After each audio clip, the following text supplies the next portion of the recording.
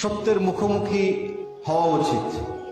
কারণ উম্মার যে অবস্থান, এই অবস্থান তো আমাদের হওয়ার কথা নয়, এবং এই অবস্থা এমনি এমনি হয়নি, এটি আমাদের কারণে হয়েছে।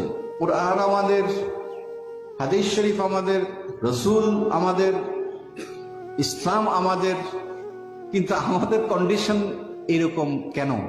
এই প্রশ্নের উত্তর যদি সৎভাবে আমরা খুঁজি, তাহলে বেলায়েত মুতলাকার প্রয়োজনীয়তাটা আমরা বুঝতে পারবো। ইনশাআল্লাহ সৎ হতে হবে, আদিল হতে হবে, ইনসাফ হতে হবে। আমি শুধু আমারটা বুঝলে হবে না, আমাকে নিরপেক্ষ জায়গা থেকে বুঝতে দিতে হবে। একটা খেলার মধ্যেও একজন রেফারি থাকে, সে এই দলেরও না ওই দলের না, সে খেলার মধ্যে থাকে। কিন্তু তেমনি মুসলিমের ভেতরে একজন রেফারি থাকতে হবে, একজন কাজী থাকতে হবে, একজন আদিল থাকতে হবে, যে সে কারো না, সে মুসলিমেরও না, অমুসলিমেরও না, সে কারো না, সে ন্যায়ের পক্ষে।